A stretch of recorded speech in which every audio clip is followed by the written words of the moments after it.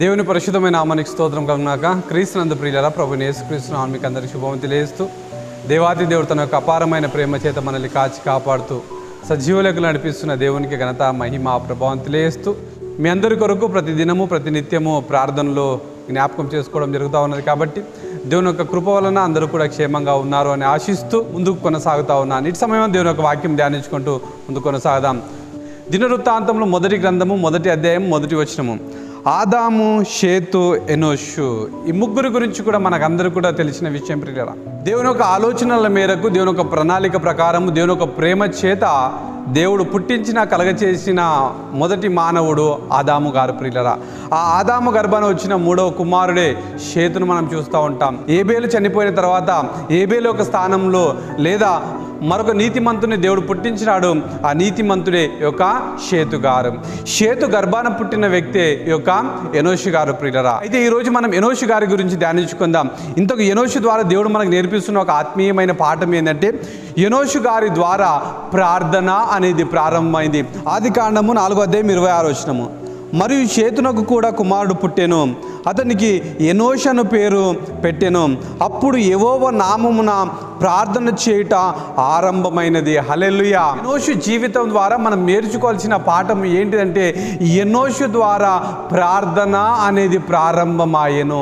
యెహోవా నామమున ప్రార్థన అనేది ప్రారంభమాయెను ప్రియులారా. అయితే ఎనోషు గారి యొక్క జీవితం మనకి ఇస్తున్న ఒక సాక్ష్యం ఏంటంటే, ఎనోషు గారి ద్వారా ప్రార్థన అనేది ప్రారంభమైన. కాబట్టి నీవు నేను మనమందరం కూడా ఈరోజు నేర్చుకోవాల్సిన పాఠం ఏంటంటే, ఎనోషు ద్వారా ఏ రీతిగా అయితే ఆ కుటుంబంలో కానీ ప్రార్థన అనేది ప్రారంభమైందో, ఈరోజు మన జీవితాల లోపల, మన కుటుంబాల లోపల మన ద్వారా ప్రార్థన అనేది ప్రారంభం కావాలి. ఎనోషు ద్వారా ఇస్తున్న ఒక సాక్ష్యం ఏంటంటే, ఎనోషు ద్వారా ప్రార్థన అనేది ప్రారంభమైంది. ఈరోజు నీ జీవితంలో, నీ కుటుంబంలో నీ గురించి నీ బిడ్డలు కానీ, వారి గర్భాన పుట్టిన బిడ్డలు కానీ నీ గురించి సాక్ష్యం ఇవ్వాలి. ఏమని? మా తల్లిదండ్రులు మంచి ప్రార్థన పరులు, మా అవతాతలు మంచి ప్రార్థన పరులు, మా పితరులు, మా పూర్వీకులు మంచి ప్రార్థన పరులు. కాబట్టి ఈరోజు మా జీవితము, ఈరోజు మా కుటుంబము ఇంత క్షేమంగా, ఇంత సమృద్ధిగా, ఇంత ఆనందంగా, ఇంత ఆశీర్వాదాల చేత, అభివృద్ధి చేత ముందుకు కొనసాగుతున్నదని నీ బిడ్డలు నీ గురించి సాక్ష్యం ఇవ్వాలి. నీ యొక్క తరాలు నీ గురించి సాక్ష్యం ఇవ్వాలి ప్రియులారా. ఈరోజు ఎనోషు లాంటి సాక్ష్యం మనకున్నదా? ఈరోజు ఎనోషు లాంటి ప్రార్థన జీవితము మనకున్నదా? ఒకవేళ లేకపోయినట్లయితే ఎనోషు ద్వారా దేవుడు మనల్ని హెచ్చరిస్తున్నాడు, ఇదిగో ప్రార్థన నీ నుండి ప్రారంభం కావాలి. నీ కుటుంబంలో నీ కుటుంబీకులు చెప్పాలి, మా కుటుంబంలో ఇదిగో పలాని వ్యక్తి ఇదిగో ప్రార్థన పరుడు, పలాని వ్యక్తి ప్రార్థన పరురాలు అనే రీతిగా సాక్ష్యం ఇవ్వాలి. ఎనోషు అంటే పురుషుడు ప్రియులారా. ఈరోజు చాలా మంది కుటుంబాలలో పురుషుల యొక్క ప్రార్థన తగ్గిపోతున్నాయండి. పురుషులు ప్రార్థించడం లేదు. ఏదో స్త్రీ కానీ, తల్లి కానీ, యజమానురాలు ఈ రీతిగా, బిడ్డలు ఆ రీతిగా వారే ప్రార్థన చేస్తున్నారు. కానీ చాలామంది పురుషులు ప్రార్థన అనేది చేయడము లేదు. కాబట్టి స్త్రీలు, పురుషులు కుటుంబంలో ఇదిగో ప్రతి ఒక్కరు కూడా ప్రార్థన జీవితం కలిగి ముందుకు కొనసాగాలి. ప్రార్థన ఇదిగో ప్రతి పరిస్థితిని మార్చివేస్తూ ఉంటుంది. ప్రార్థన అనేకమైన స్థితిగతులను మార్చివేస్తూ ఉంటుంది. ప్రార్థన పడిపోయిన మనల్ని, ప్రార్థన కృంగిపోయిన మన జీవితాలను ఇదిగో అది లేవనెత్తుతుంది. కాబట్టి ప్రార్థన జీవితం కలిగి ముందు కొనసాగదాం. ఇదిగో ప్రార్థన పరుడు, ప్రార్థన పరురాలు అనే ఆ రీతిగా సాక్ష్యం కలిగి ముందుకు కొనసాగదాం. బైబిల్లో భక్తులు ప్రార్థన చేయగానే అనేకమైన గొప్ప కార్యాలు జరిగినాయి. ఈరోజు నీవు నేను మనమందరం కూడా ఈ యొక్క ప్రమాదంలో, ఈ యొక్క భయంకరమైన పాప ప్రపంచంలో ముందుకు కొనసాగుతున్నప్పుడు ప్రార్థన అనే జీవితం చేత ముందుకు కొనసాగదాం. ఒకసారి నిన్ను నీవు ప్రశ్నించుకో, ఒకసారి నిన్ను నీవు పరీక్షించుకో. ఎంతగా ప్రార్థన చేస్తున్నావు? మొదటి జామున లేచి ప్రార్థన చేయమంటున్నాడు. ఇదిగో చీకటితోనే ఇదిగో భక్తులు లేచి ప్రార్థన చేసినట్టు. కాబట్టి ఈరోజు మన జీవితాలలో ఎంత ప్రార్థన కలిగి ముందు కొనసాగుతున్నాం. విచిత్రం ఏంటంటే, ప్రతి దానికి సమయాన్ని కేటాయిస్తూ ఉన్నాం, కానీ ప్రార్థనకు మాత్రం సమయాన్ని కేటాయించడం లేదు. క్రమంగా ముందు కొనసాగుతున్నాం, కానీ మరి ప్రార్థనకు సమయాన్ని ఇస్తున్నావా? దేవుడు దశమ భాగం ఇవ్వమన్నాడు. దశమ భాగం అంటే కేవలము ఇదిగో నువ్వు సంపాదించిన సంపాదనలో నుండి మాత్రమే కాదు, ఆర్థికపరమైనది మాత్రమే కాదు. దేవుడిచ్చిన 24 గంటల్లో, దేవుడిచ్చిన ఆయుష్ కాలంలో దేవుని పని కొరకు కానీ, దేవునితో సహవాసం కలిగి ముందు కొనసాగుటకు ఆ రీతిగా ప్రార్థన కలిగి ముందుకు కొనసాగము. కాబట్టి ఈరోజు మన కుటుంబీకులు చెప్పాలి, మన బిడ్డలు చెప్పాలి, మా కుటుంబంలో పలానా వ్యక్తి ప్రార్థన పరులు. మరి ఈరోజు ఇలాంటి సాక్ష్యం కలిగి ఉన్నావా? అనేకులు చాలా విచిత్రమైన భయంకరమైన సాక్ష్యాలు కలిగి ఉంటారండి. పిల్లలను చూసుకొని సార్లు అంటూ ఉంటారు, వీళ్ళకు మొత్తం వాళ్ళ అవతాతుల యొక్క బుద్ధులు వచ్చినాయి, ఇదిగో వీళ్ళకు మొత్తం వారి యొక్క తల్లిదండ్రుల బుద్ధులు వచ్చినాయి. అంటే వారు ఒక భయంకరమైన జీవితము, ఈ బిడ్డలకు కూడా భయంకరమైన జీవితము. ఎందుకు తాగుతున్నాడంటే వాని తాతలు తాగేవారు, ఎందుకు తాగుతున్నాడంటే వాని తండ్రి తాగేవాడు, ఎందుకు ఆమె తిరుగుతున్నది, ఎందుకు భయంకరమైన వ్యర్థమ్మ, ఎందుకు బూతు మాటలు, ఎందుకు జగడములు, ఎందుకు ఒక భయంకరమైన కోపాలు. ఈరోజు నీవు నేను మనమందరం కూడా కలిగి ఉండాల్సిన సాక్ష్యం ఇది కాదు. నీవు నేను మనమందరం కూడా కలిగి ఉండాల్సింది ఇదిగో ఎనోషులాగా ప్రార్థన పరురాలు, ప్రార్థన పరుడు మా పితరులు, మా తల్లిదండ్రులు అని ఇలాంటి సాక్ష్యం కలిగి నీవు నేను మనమందరం కూడా ముందు కొనసాగుదాం. తిమోతి గొప్ప దైవజనుడు అండి. దైవజనుడు అని యవ్వన ప్రాయంలో అతి గొప్పగా వాడబడిన ఇదిగో దైవజనుడు అని పిలువబడిన మహనీయుడు తిమోతి గారండి.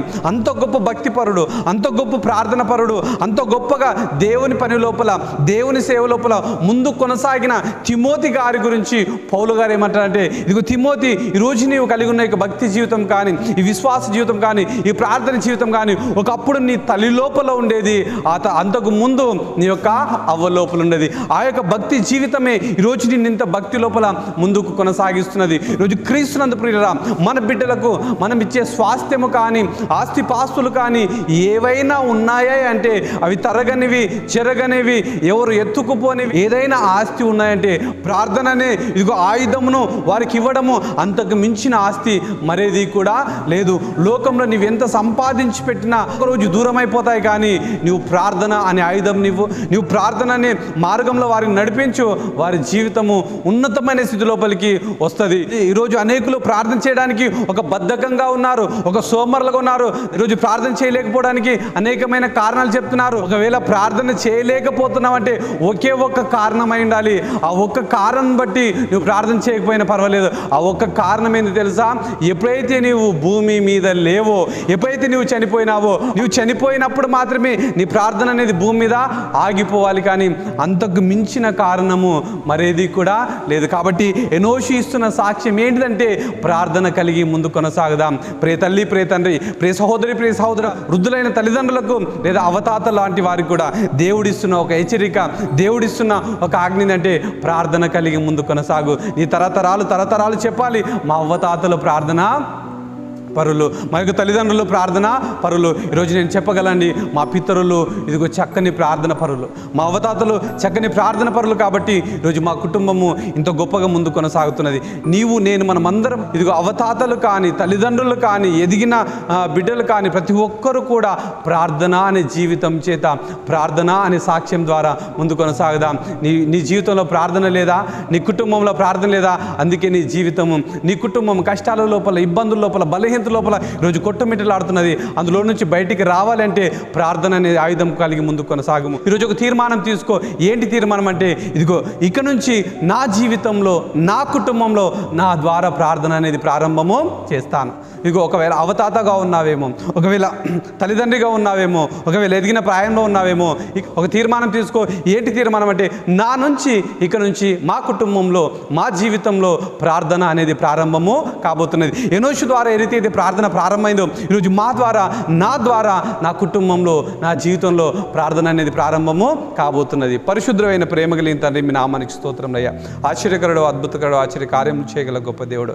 ఎనోషు గారి ద్వారా మీరు మాకు నేర్పించిన ఇదిగైనా ఆత్మీయమైన పాటలు బట్టి దేవా మీకే స్తోత్రం. ఎనోషు గారి ద్వారా తన జీవితంలో కానీ, తన కుటుంబంలో కానీ ప్రార్థన అనేది ప్రారంభమైంది. ఈరోజు అనేక కుటుంబాలలో, అనేక జీవితాల్లో ఆయన ప్రార్థన లేదు. కాబట్టి ఈరోజు అనేకుల కుటుంబాలు బలహీనంగా, వ్యాధి బారిన, కష్టాల లోపల, ఇబ్బందుల లోపల, శ్రమల లోపల పడిపోతూ ఉన్నాయి తండ్రి.